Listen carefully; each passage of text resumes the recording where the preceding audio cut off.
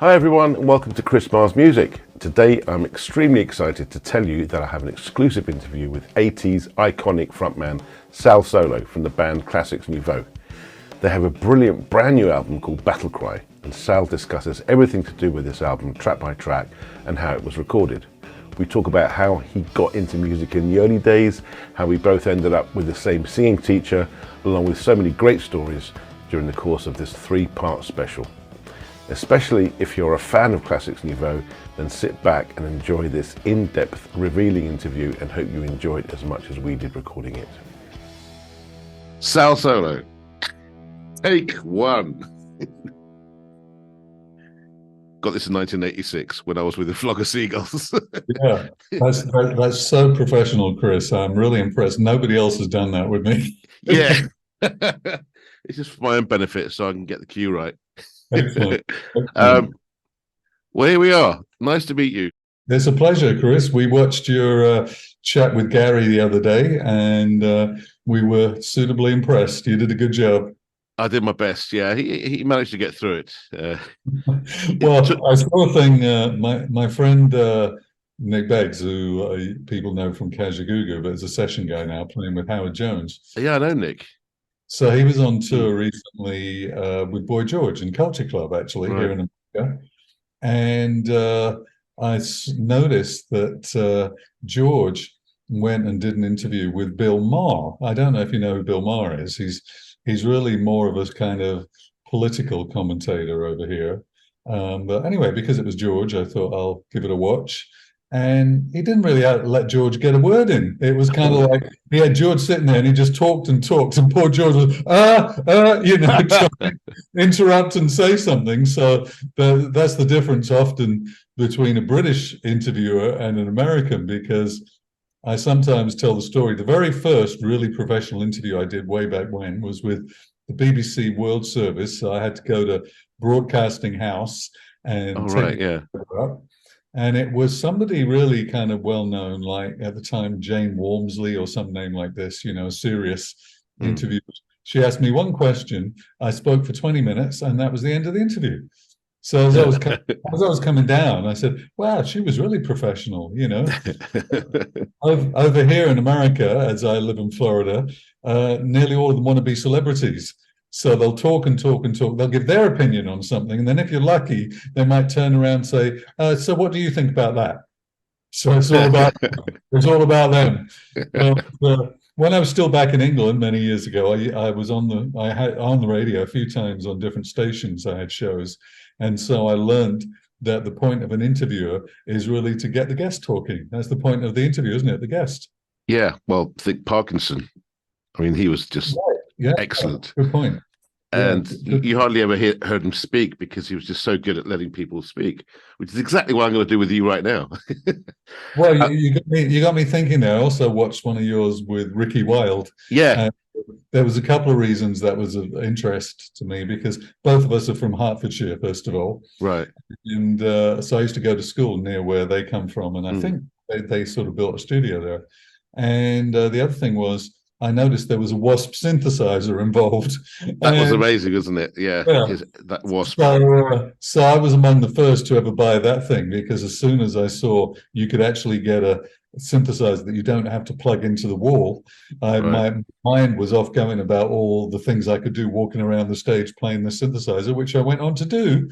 Right. And after that, next thing, Casio came out with a little sort of calculator thing that had a keyboard. And so I was as bold as to actually take the calculator on stage and use it on some of the songs. It sounds ridiculous now, but hey, the things that were new back then, right? Oh, yeah. Well, talking to keyboards, when did you get into keyboards?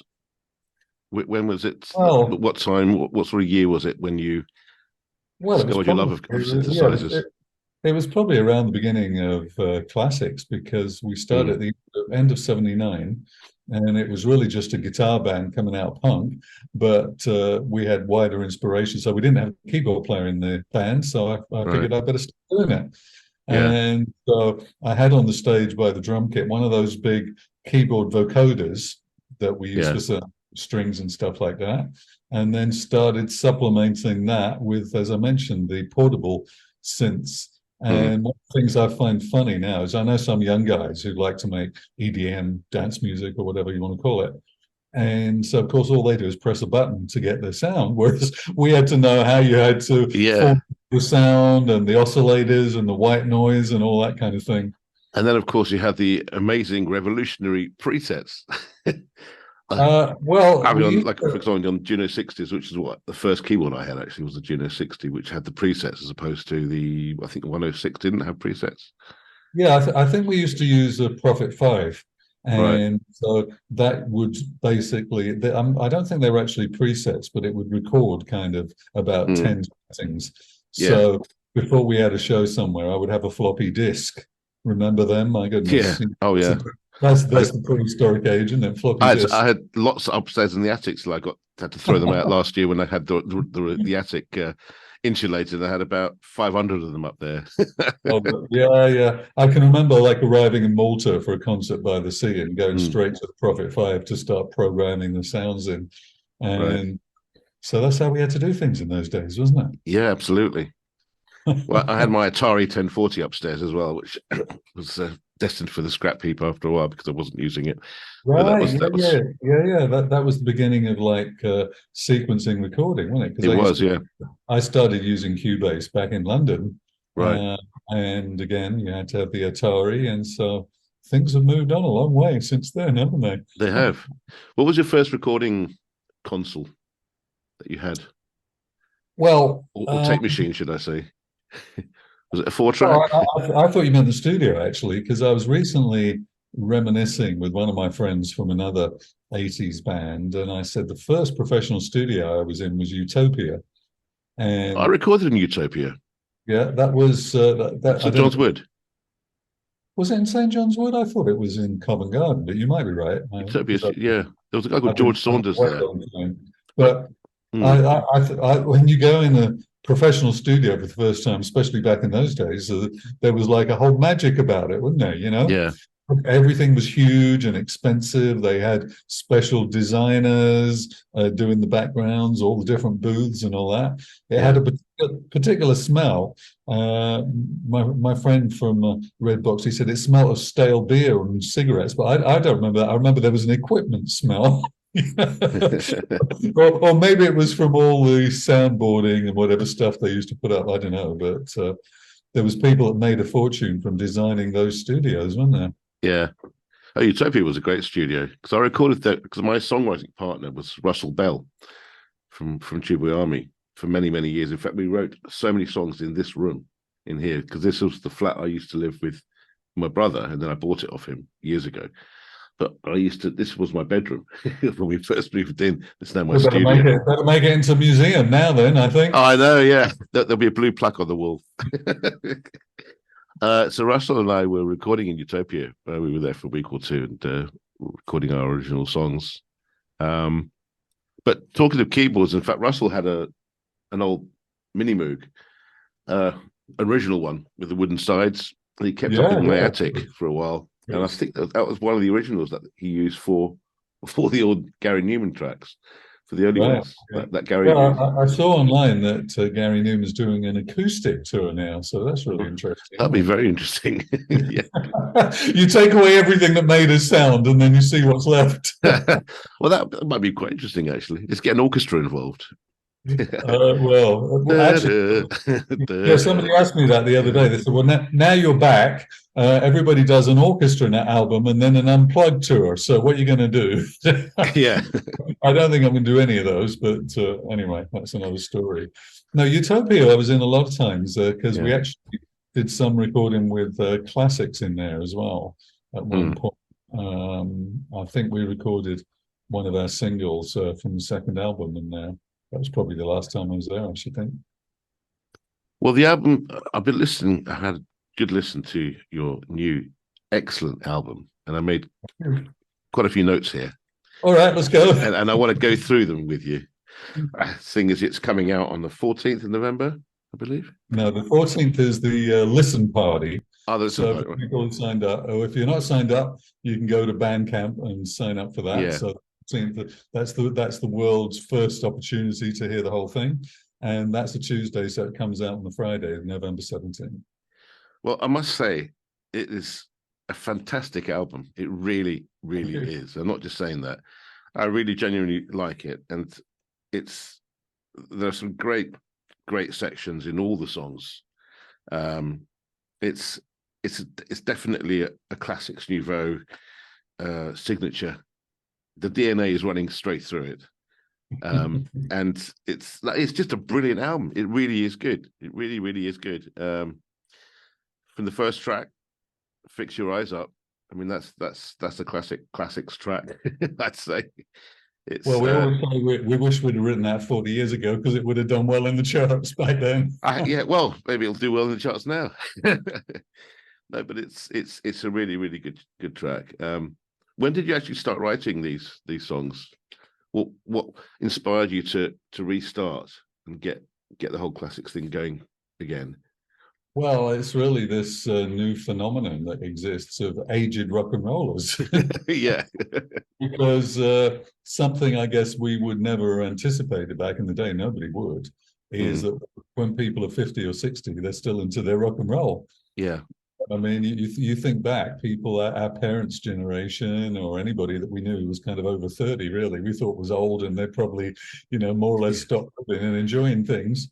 Yeah. And musically, now, I'm not sure if you're old enough to remember when the early years of Radio One, like even a lot of music on there was just like these brass bands, and they used to have lunchtime things. I want to say Mantovani. I'm not sure if that's who it was, but it was always these sort of nasty, like cheapo sounding ballroom artists. And so that was what we thought old people like, Right. And so, I mean, bands were finished in a few years, weren't they? Even the Beatles only lasted 7 years, even though they have a new song now, so-called. Oh, yeah. But I mean, the Beatles did everything they want to do in 7 years, and usually you had your band, and then you did it, and then that was it. You kind of moved on with life.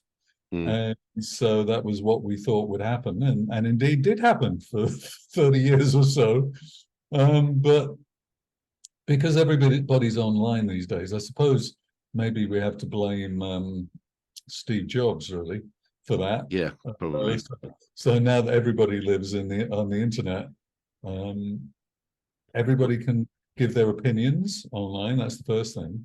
But the second thing is they started all these fan groups. And so initially we were not really aware of it and not that interested, to be honest. I mean, I might have received an invitation or something. I wouldn't have bothered following up because I thought, Classix Nouveaux, that was long ago, gone and forgotten.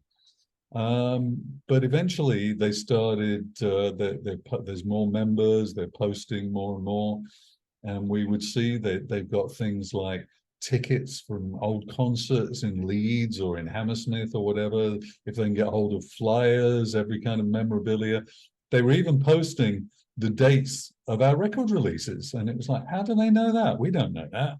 Where do they get this from?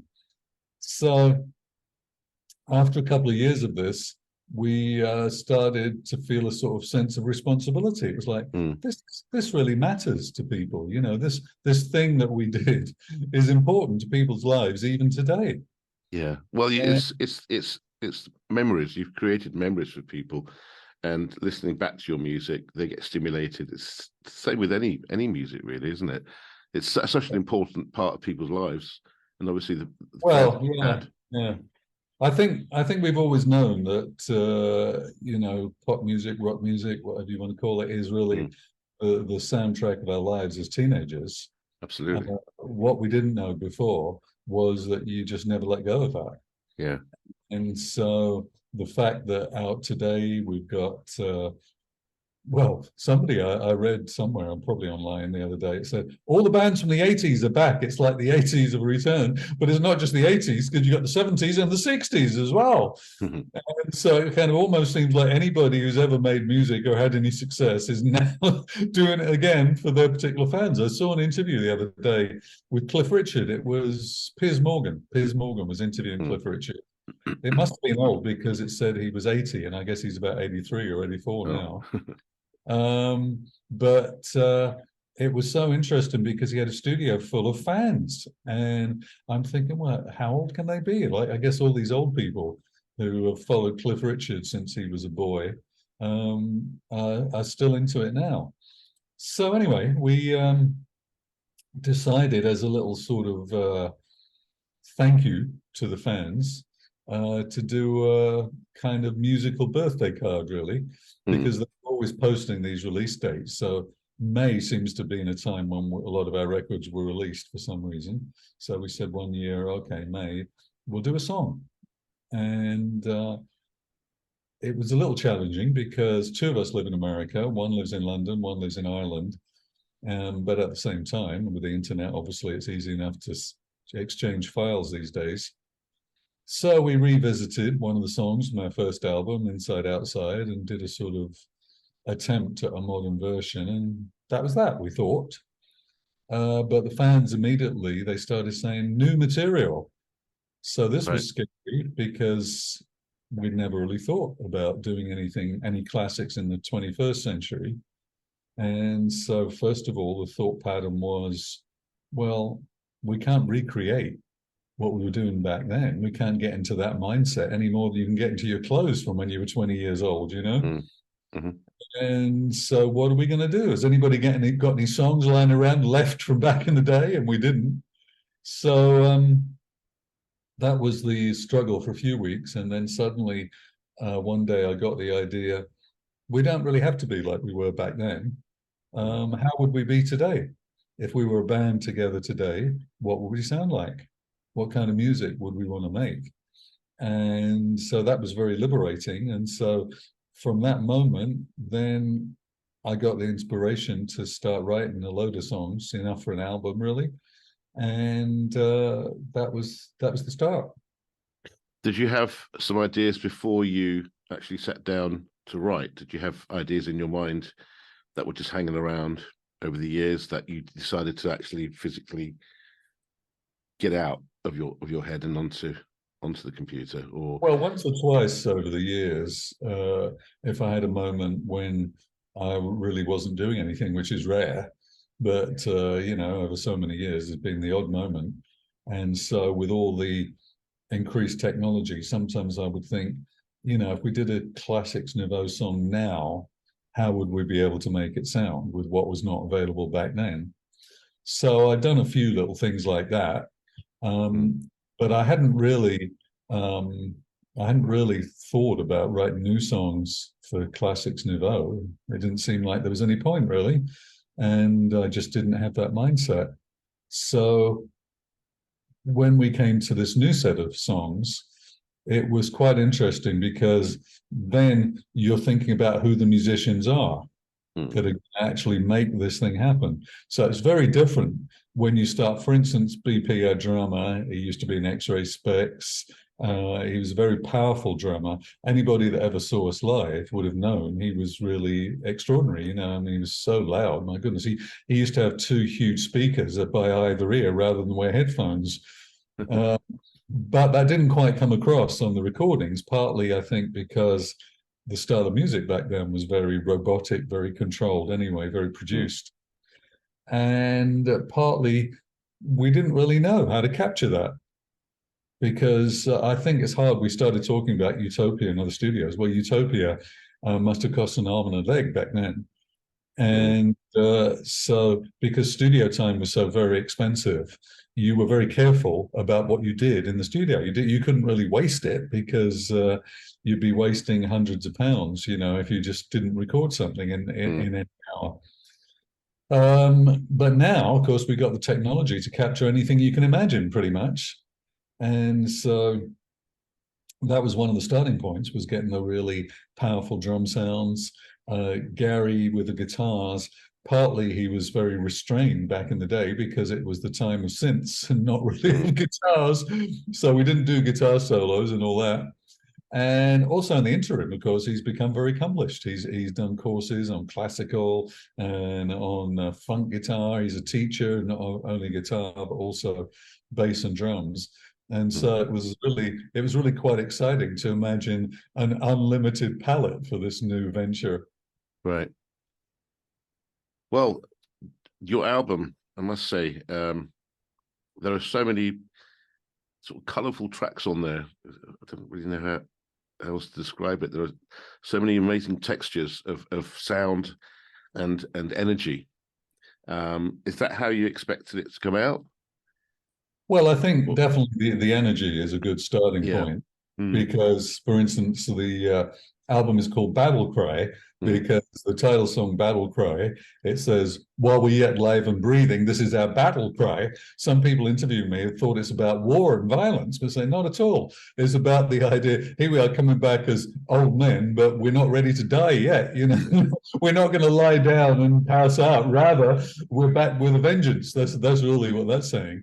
Right. And so we wanted to kind of give it all of the energy we would have had as 20-year-olds. I mean, almost you could say some of the BP punk aspect is in there. And some of the records that we liked back in the day that expressed that kind of fire, Adam and the Ants, you know, Yeah. Temple Tudor. There's a lot of Mm. those sorts of elements in it. I mean, even I'd say there's almost a bit of big country in there. It's just got a slightly, I don't know. I mean, I know there's some bagpipes in the intro, but it's more to do with the fact it's got this sort of thing like a sort of rock anthem about it, isn't it? You know, Definitely, yeah. that's what we felt with that. And then, of course, we really expand in some of the much heavier tracks like Final Symphony That's a and great track, actually. Yeah. Final Symphony. Revelation song "Color Me the Sky," where we just totally let rip with what the musicians wanted to play, Yeah. and that's something we've never done before, and we never would have done before. Follow Me the Sky actually is gave me a little taste of made me think of Rush. The parts of it where we have some of the acoustic guitars and then goes into the electric guitars. That mix is very. I found it very cinematic. Yeah, well, I'm not Quite really. progressive, may I say? Well, yeah, I thought that. I said to Yeah, BP once, I said I think there's some touches of prog rock in this album. definitely. Um, I'm a big and fan of prog rock, by the way. well, well, the funny part about that was something that we discovered while we were making the album that we'd never talked about back in the day. Is BP said he was inspired to take up drums by John Bonham. All right. And I said, the first concert of my life was Led Zeppelin at the Royal Albert Hall as a kid, you know, from school. And then Gary said he was inspired to take up the guitar by Hendrix. So, Right. we never knew there was all that whole kind of rock side to us that we had not Uh, explored before. well, there's definitely a rock side coming out. I'd say more than rock. There's definitely a prog rock side coming out. But Well, you're right because I'd kind of forgotten about all those sort of bands. But as a kid, um, me and my friends, we used to go and see obviously all the bands that were the new thing, which was the prog rock in the 70s. mm, So we'd seen Gentle Giant, Hatfield in the North, Gong. A band actually, I think one of the first bands we saw was Wishbone Ash. I'm not quite right. sure if prog, but I see now they seem to be having a kind of resurgence because when I put on YouTube, there's all this Wishbone Ash stuff going on, and so it takes me right back. So I think that's probably like a hidden influence that we just didn't know that was there, but we'd absorbed as very young kids, and now finally it's kind of coming to the fore. It is. Well, in fact, I mean, if you analyze a lot of Coldplay's material, apart from the super commercial singles, a lot of that is very progressive, and they're huge fans of prog rock, and they've got some incredible album tracks which could be a track off a Genesis album, from the Yeah, yeah. 70s. It's quite bizarre. Talking of Genesis, actually, there's the fifth track, no do overs. There's a very reminiscent line there with the bassoon style solo, Oh, okay. which really reminds me of Tony Banks of a track called Madman Moon on the album A Trick of the Tail from 1975-76. Oh, It's, you better text me that, and I have to go and check it out. yeah, it's Mellotron in the background. Obviously, you haven't got Mellotron on that track, but it does remind me of that kind of that era, which I love. I really love it. It really touched me that track. It's fantastic, very reminiscent of that style. Yeah. Well, Which No I, Do but Overs. No Do Overs is our new single coming out this week. oh, excellent, And yeah, so we have video for it and everything. And great we also, track. thanks. We also have a competition because I don't know if you log this, but the lyrics of that song is 18 hits from between 1980 and 1990. So it contains all these song titles from back in the day. And so we're going to give away a signed white label, the only one in the world actually that exists, to whoever is the first person to catch all the songs. You're not included, Chris, because you already had a listen. Okay. Well, can you explain the title actually? Well, I think actually this was the first song I started writing for this new Yeah. album. And so I suppose I was reflecting on the kind of age we are now, how we kind of idolized all of our artists, our songs back in the day. Mm. And so we can still enjoy them, but there's no going back. We can't go back, obviously, to how we were all those years ago, but we can still enjoy it and appreciate that it's part of our life. So therefore, when I start to mention titles of songs that we know, they kind of turn on a little light, don't they? When you hear a particular, oh yeah, I remember who did that. Or you might think of the video, or it takes you right back. Takes you right back, doesn't it? Yeah. That you were watching. But the way that the way that the song ended up sounding is interesting because first of all, this is kind of down to Gary again because he sent me an acoustic guitar strum. And I never thought of that for that song or any really. We'd never had that on any classic song before. And when I heard it, there was a few things actually, which is part of the fun of sort of doing an album separated because you don't know what the other people are going to do until you hear their part. So I had this strum guitar and it was like, well, that's kind of too good to waste, really, rather than just putting it behind the synths and all that. And also, it kind of sent it off in a totally different direction. Because although you're picking up on a Genesis thing that I wasn't really aware of, but the starting point was Bach, of course, the air on a G string. Yeah, well, suite number 3 in D major, to be precise. Exactly. All of us ignoramuses. I mean, actually, some other people call it the cigar advert. Oh yeah, yeah. Hamlet, is it? I guess. Benson Hedges. Actually, I have to confess that back when that advert used to be on, I probably didn't know it was Bach. I probably thought it was just a commercial. But now I'm a little bit more sophisticated in my old age, So I did know. Actually, it's not only that, but the other day it was. Oh yeah, it was when I was talking with a friend of mine who been produced by this producer called David Motion, who'd done some of my stuff as well. And so David Motion's first hit was Strawberry Switchblade. Oh, yeah. And the song, it was something about yesterdays, I don't quite remember. But anyway, I went and I read online that the opening piece had come from, I think it was a Mahler's Fifth Symphony or something like that. And I realized it was exactly the same melody I'd used in an early classic song, Guilty. And it had also been used in a 70s song, Beach Baby. It was First Class, I think, was the name to that. I think it was really a Jonathan King thing. So those 3 hits all had that particular melody, but I never knew it came from a symphony. Oh, really? I don't know how it was floating around in the ether, but you're probably classically trained, I'm guessing, as you know all this stuff. Well, I was classically trained as a piano player, yeah. Yeah. Opera singing. Opera singing as well, huh? Well, I don't sing opera, but I had an opera singing teacher. Oh, okay. Turner de Brett, who taught George Michael, to be precise. I went to her. Really? I did. She's still around. Did you Really? go to She was living in Finchley. That's where she had Yes. Did you used to go there? Yeah, well, what happened was when I did Sandemiano, so that was out in 84, 85. And so I had this choir suddenly come in and start singing on my stuff. And around that time, as I was doing the album to go with that, I was getting the London Community Gospel Choir came in for some songs too. So I was suddenly intimidated by all these great singers. The classical ones, the boys and the men that were singing in that choir, and then all the great gospel singers. So I started to think I need a singing teacher. I'd never had any singing lessons. And so I was looking around. I think I read in a Melody Maker article or something that Tony Brett had tried to teach Johnny Rotten to sing or something. So, oh, I well, that's believe good. so. Yeah, I'll Yeah. try. I'll try her. So I called her up, and she said to me, "Oh, I've seen you on TV. I don't think you need singing lessons."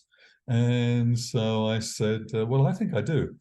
So I went along. Funnily enough, the person coming out from the lesson before me was from Wishbone Ash. It was Oh. Laurie Weisfield. So we used to say hello, you know. Actually, fantastic guitarist, by the way. I didn't appreciate so much then, but lately I've seen some of him. Great, great guitarist. I think he's the best one I've ever had. But so she asked me what I wanted her to help me to achieve, and I said, well, my voice is very deep, so I'd like to try and increase my range, my upper range. And she said, oh, Elvis had a deep brown voice, nothing wrong with that. But she gave me the singing exercises and stuff, and I think really what it did for me more than anything else was it just gave me more confidence in singing. Now I knew how to do it, what the process was, so I thought, okay, I'm doing it okay now. I'm not sure that it increased my range any, but it stopped me doing a lot of the growling and screaming anyway. I actually found when I was clearing the attic, I found an old bit of paper, one of her sort of worksheets, red lorry, yellow lorry. Exactly. Red lorry, yellow lorry, red lorry, yellow. Yeah. I've got that in there somewhere. You had to do it to a scale or something. Red lorry, yellow lorry, Yeah. red yellow Yeah. lorry. Yeah, Exactly. yeah. Okay, that's good. Interesting. Yeah. What about the other tracks then? Never Never Comes. Well, Never Never Comes is revisiting our third album, and it's kind of strange because now that everything is online, you can learn stuff about your music you would not have otherwise known. Right. Never Never Comes was a huge hit in Poland.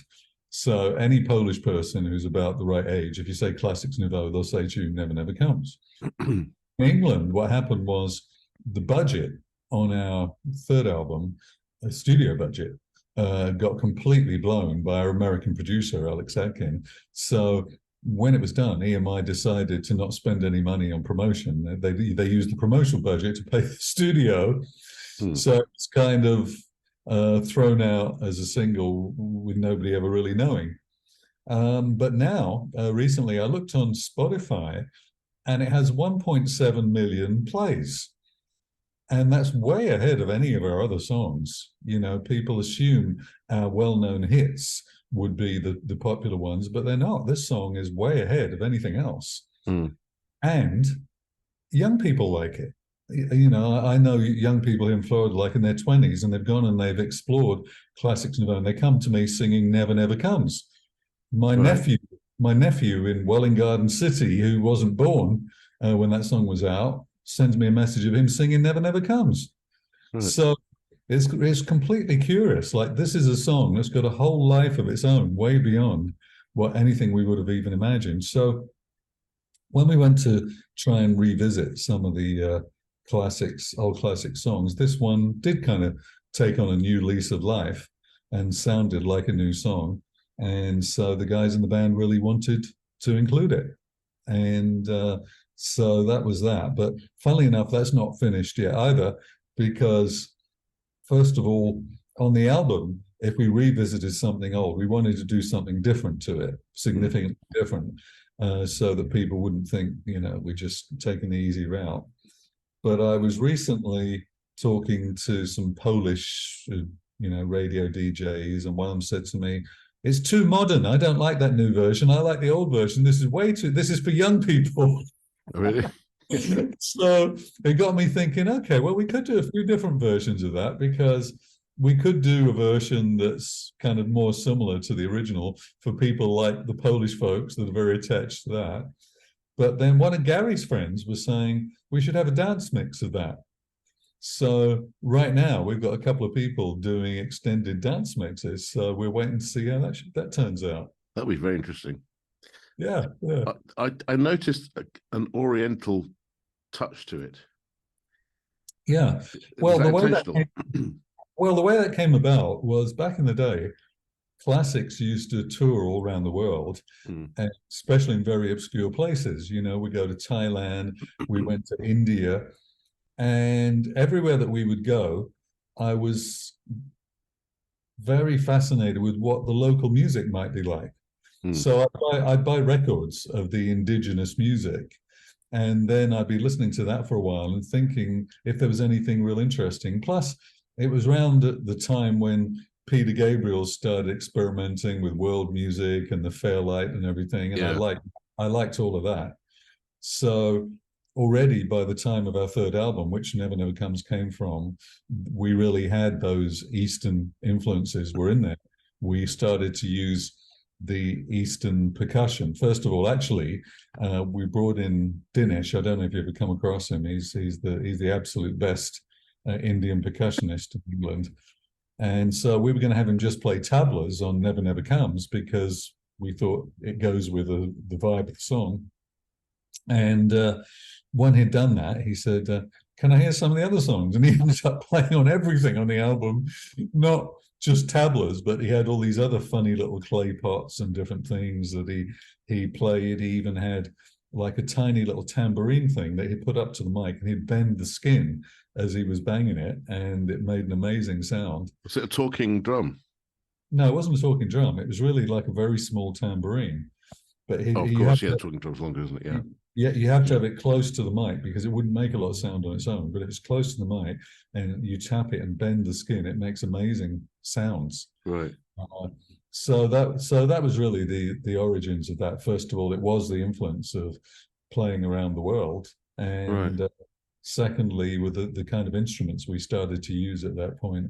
I think actually even since then, world music has always been an aspect of music that I do. I had one album of my own that I put out that had a lot of world music on there. It just Mm. fascinates me because I've always liked things you haven't really heard before. Yeah. And if you take a weird influence and then you do your version of it, like essentially the Beatles did their version of American R&B, and then you end up with something completely new, hopefully. Mm. What about Final Symphony? Because that is rather epic, may I say. Well, Explain the origins of that one. well, I think it sort of started off with a bit of a sort of Led Zeppelin feel about it, really. Yeah.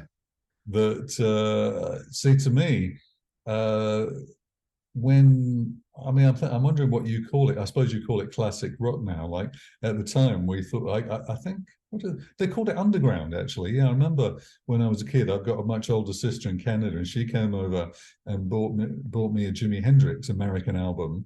And a sign that said underground. So underground went on Mm. to become heavy metal, but then Yeah. heavy metal changed again once Metallica and that generation came in and became something slightly different. So I liked Deep Purple, and I was never a big Sabbath fan, but I remember I did listen to their stuff right at the beginning. But with Zepp, I think the thing with them is they just had the best riffs. Didn't they? They had the absolute best guitar Yeah. riffs. Yeah. Yeah. If you were to make a top, or at least if I was to make a top 10 of the best classic rock songs of all time, probably half of them would be Zepp songs. Yeah. And you just cannot be da da da da da. Exactly. It's the best. Like Yeah. what could ever be better than that? Yeah. So lots of people have tried, and obviously with Purple, dum dum dum dum, Yeah. it has to be in there. But essentially, there's just something about that era of rock where you have to experience it to know.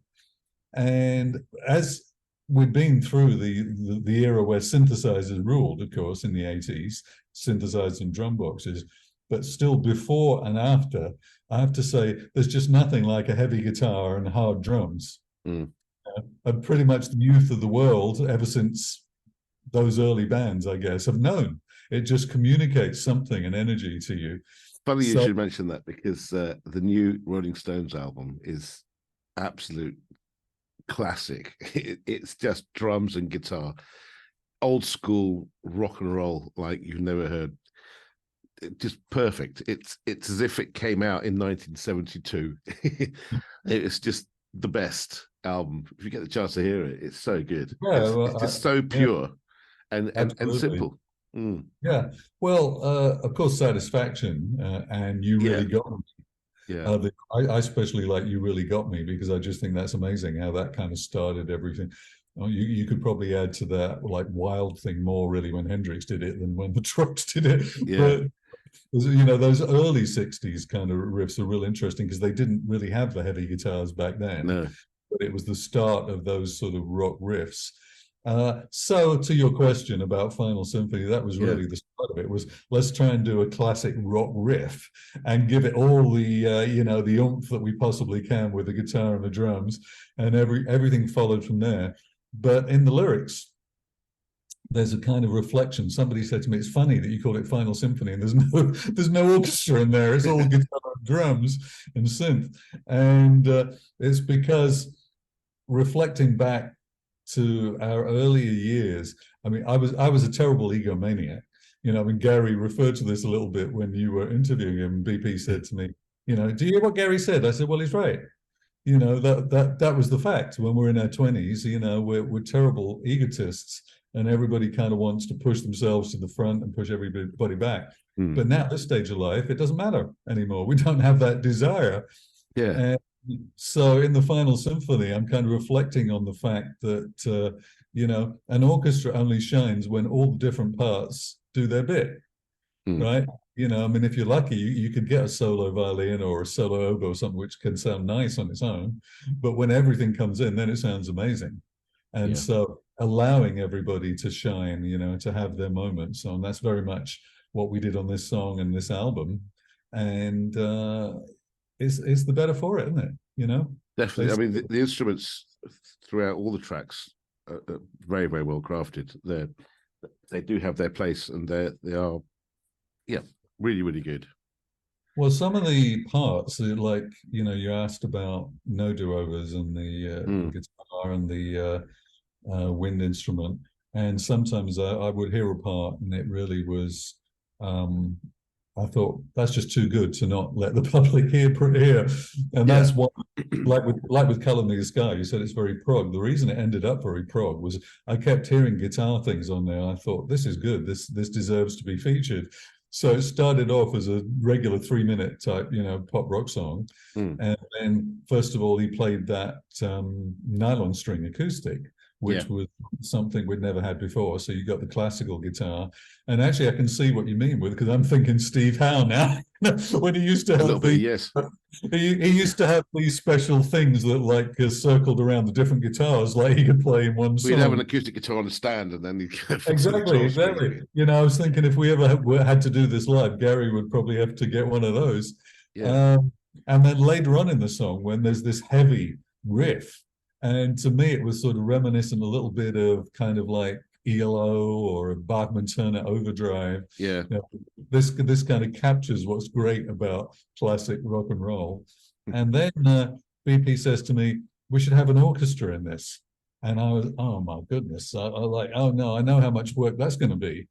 But anyway, I took it on. So I made the orchestra. So they were all very happy with the orchestra. And next thing, BP says, "I think we need a choir as well." So, oh no, that's really going to be difficult. And so by the time we're done all of that, I said, "This has got to be the ending of the album because we're never going to be able to follow this, you know?" Oh, it's a fantastic track. I think your fans are going to love it. Absolutely. It's sort of, I call it our stairway to heaven. Yep. Yeah, it's not Like far I off. say, it starts off very simple, and next thing it's going into all these different movements, as it were. So we did actually have a song at the end of our second album that the fans liked a lot, which was "I Will Return." It's called, and Mm. it sort of do a bit of a journey where it was. To me, it was kind of like, you know, when Donna Summer did MacArthur Park, and so it's got a slow part, and then it Yeah. suddenly double beat, and then it comes back to the slow part. It was sort of like that, but I think "Color Me the Sky" is way better. Oh, and your third track, Wretched, has a beautiful, haunting melody to it.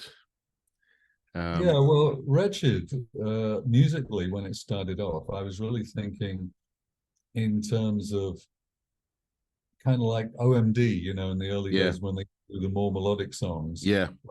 Like my favorite song by them, I like, Enola Gay and those things, but I think my favorite one by theirs, I think it was called Souvenir. Oh yeah, And it was great just, tracks.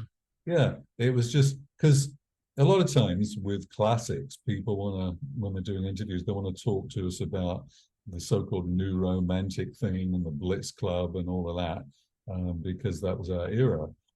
And in those clubs right at the beginning, where everybody was dressing crazy like peacocks, the music was supposed to be kind of electronic-y, but there Mm, wasn't a lot of electronic music going at that time. So they could play Kraftwerk, they could play a little bit of Bowie, and OMD in the early Human League before they had the girls. That was pretty much the music mm, that you had. And so I've always admired OMD for that reason. They were there very, very early.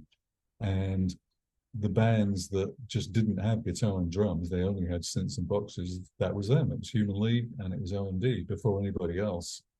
And so in a way, it was a certain nod to the 80s, but a particular kind of thing in the 80s. And mm. so the very sort of electronic kind of ballad, you could say.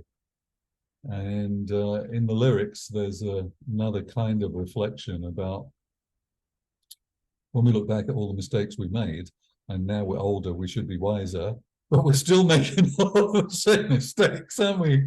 It's not like when we get to 50 or 60, suddenly we've arrived and that's it, and we've got everything together.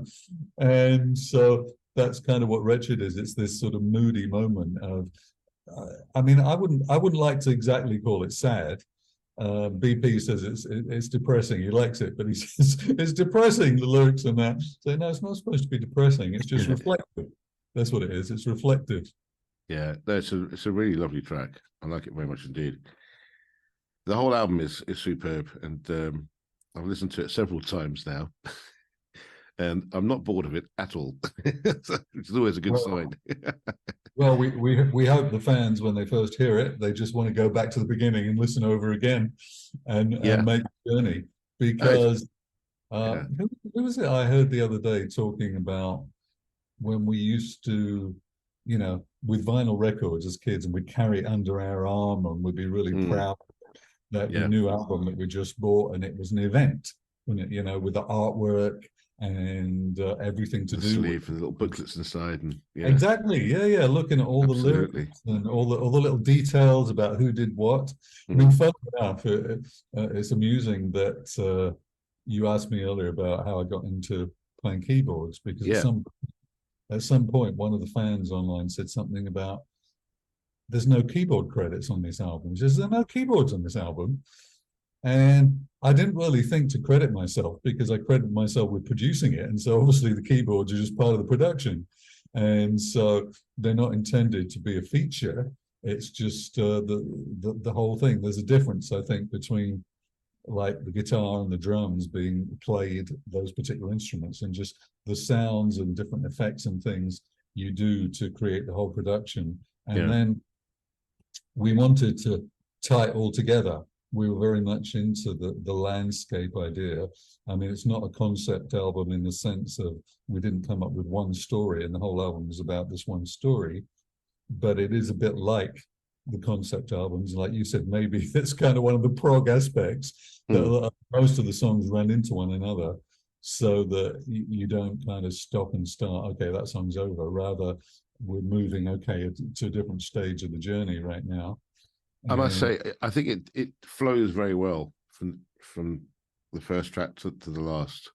It certainly has a good flow to it. Um, well, it it's could have been if you had them in a different order. I think it might have been a bit strange, but I think it's a good decision to have them the way they are at the moment. yeah, that's important Yeah, to us. And in a way, we want to respect the listener. yeah, They've been waiting 40 years for this thing, so yeah. let's do everything just the best that it can possibly be, the best that we can possibly do. Mm, And so part of that is treating an album in a sense with reverence, like when we were kids. Like, this is mm, something important. This isn't just throwaway.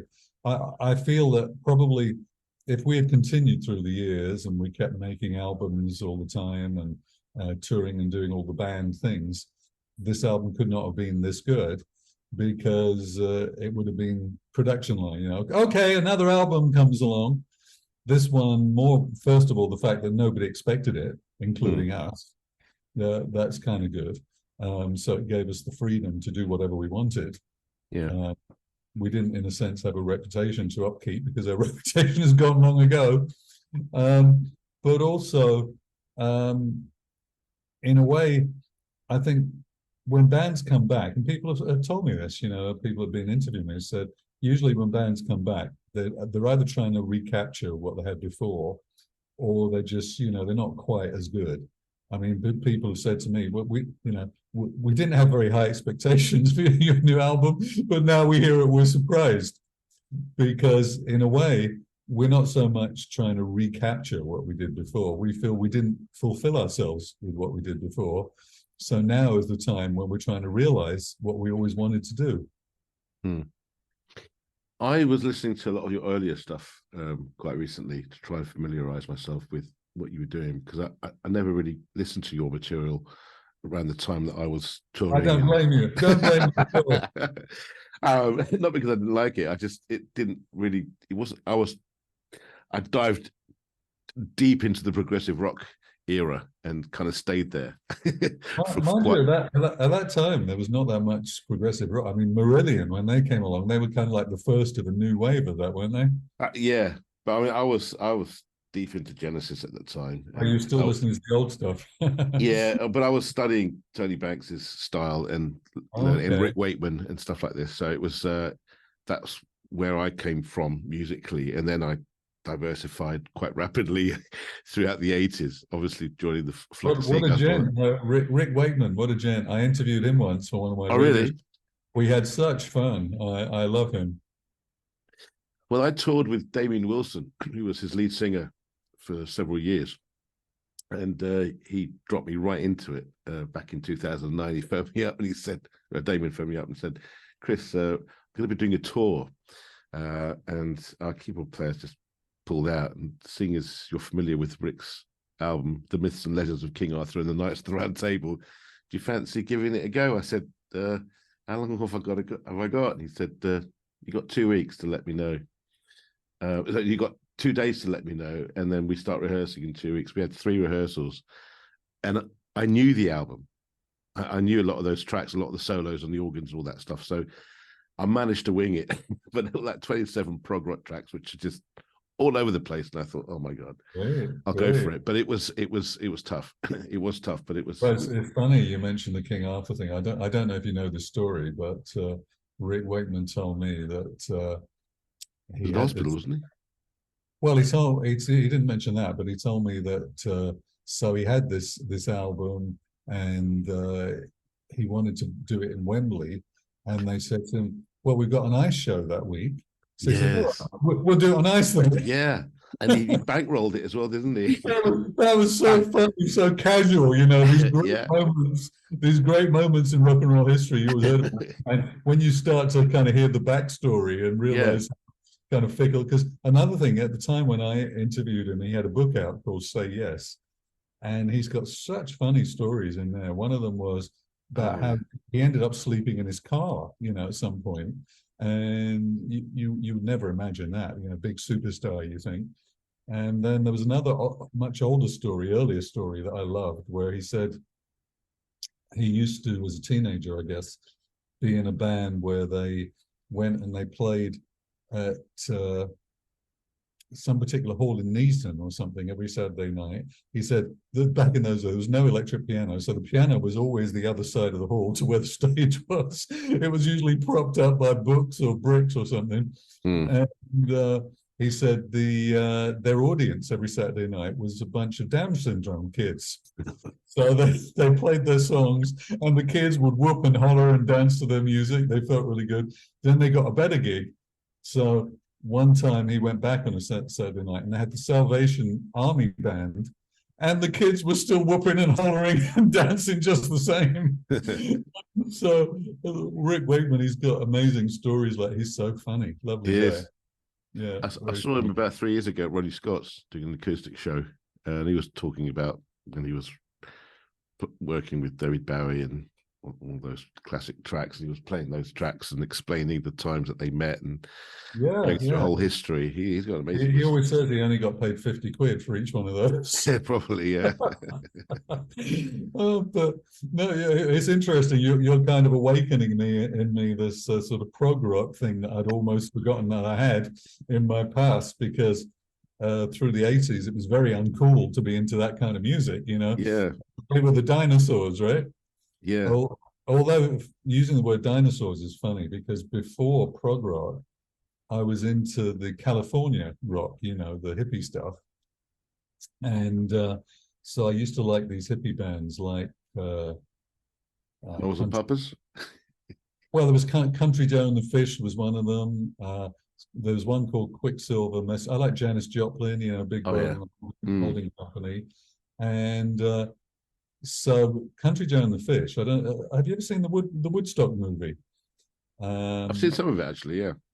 Yeah, so Country and the Fish, Country I Joe have and to the watch Fish. it again, actually. It's Yeah, amazing. Country Joe and the Fish are in that. And the thing is, I mean, he was famous for doing a sort of F you up yours type thing before punk, long before punk. But the guitarist in his band was called The Fish. And so one time he came to England, he played at Dingwalls. So me and a friend, I don't know if we were still at school at that time, so went over to see him at Dingwalls. We were chatting away to him. And so he was one of my favorite guitarists. And another one was from this band Quicksilver Quicksilver Messenger Service. And so later on, they were playing together in a band called the Dinosaurs, I guess through the 80s, or I don't know if they were still going by the 90s. But what the interesting thing was no matter what era of music you're from, whether it's the 60s or the 70s, 80s, there's always an audience for it in America. Like the Yeah, old bands never die. And I think one of the reasons for that is probably because they've always had so many radio stations. yeah. So you could always hear in America any kind of music. One time I was this is when I was still living in London. It was probably in the Classix days, like in the 80s. So we were over to Germany for something. And on the plane before the plane was delayed coming back. So at the gate was an older guy with a guitar, and we started chatting. And so he said to me, he'd been in Medicine Head, and now he was in Mott the Hoople. Hmm. And I thought, Mott the Hoople, it's kind of, we thought they'd died by now. He said he was going to tour in America. So bands never died; they always just came to tour in America. That was the way Yeah. it went. Well, how is the music scene in America now? How would you Well, describe it?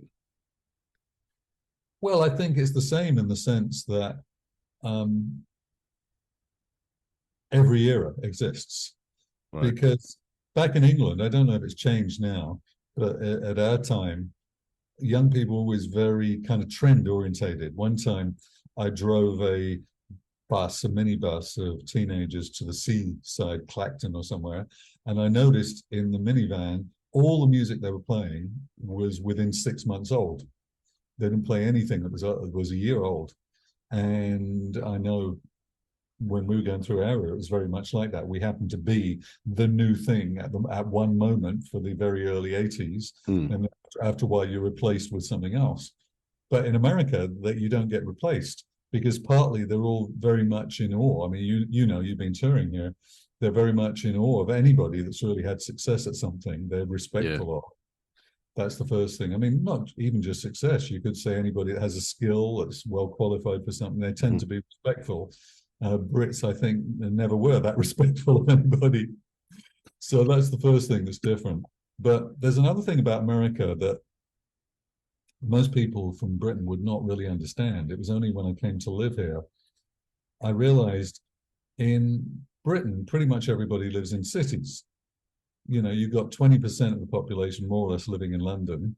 And then when you take the other major cities, so you go to Manchester, Liverpool, Birmingham, Newcastle, Bristol, there's hardly anybody left. Almost nobody lives in the country in England, but in America, almost nobody lives in the cities Mm. because they're so spread out. See, every state, like the state of Michigan, apparently could fit Britain in 10 times, but there are no really famous cities in Michigan. Well, Detroit, maybe you'd say Detroit. It's not the capital of Michigan, but Detroit is the only really well-known city. I know some of the other cities because I've been there, but they don't have a lot of big cities. So they have this whole expanse with maybe every state, a big state might have maybe three, four cities in it. Some of the really big ones like Texas or California might have more, but typically like New York is just New York. There's no other famous cities really. And so as a result, because people basically live in the country or in suburbs, see, a lot of people live in farms and very small towns. I've been through towns. You see them on the American movies. They might refer to them as like one stoplight in the town, which means traffic lights. Yeah. That don't even permanently stop. They just flash. Right. There are places in Texas I've been that are like that. So there's a huge swath, whatever the correct word is, of young people in America that have never actually been to a proper live concert. And certainly not by anybody famous. This whole tribute bands is very big now. So a lot of people can go and see somebody that's trying to be Genesis or Deep Purple or whatever, but not the real thing. And so their whole experience of music, and especially live music, is used to be from MTV maybe, or these days it's from the internet, from YouTube. So as a result, because you can experience everything from YouTube, it doesn't matter whether it's from 1960 or 1990 or 2000. It's like, okay, well, that's cool. They'll be open to things and they'll say it's cool. So I think the whole experience for young people these days is pretty much Spotify. And so everything is in Spotify. So they might search playlists. I mean, as I said, I know young people in their 20s who know some of the Classix Nouveaux music because it's on different playlists, usually 80s playlists or something like that. And so sometimes I was taken by one of my young people who's a piano player to see Paul Simon not so long ago because he discovered Simon and Garfunkel, I guess. Right. So we went to a big gig with Paul Simon, and who else did he tell me he's got into? I think he got in. I think he's been to Phil Collins as well, actually. So that would be the main difference, I think. The fact that heavy rock never went away in America is largely because of these small town boys. It seems to resonate with people that drive tractors and things like that. When we were all busy doing funny hairstyles and putting on makeup, like they were still, come on, let's rock, and that's why you had a whole lot of American rock bands throughout the whole of the 80s, 90s. Most of them were not really known in England, but they were having the big hits here in America while we were busy with whatever the latest thing was. Back in the 90s, I used to play a lot used to play piano bar circuits in Norway, especially when it was absolutely heaving with piano bars up and down the country. And it reminds me of what you just said about America, having small little towns everywhere where people sort of listen to their whatever they want to listen to. But in Norway, you had a lot of young people and you'd be in the middle of nowhere, in the middle of the Arctic, and they'd ask for Janis Joplin, Mercedes-Benz, and Creedence Clearwater Revival. And these would be 20-year-old kids, Yeah. 20, 19, 20, 21, 22, 23. And they would keep asking for the old classics, funny enough.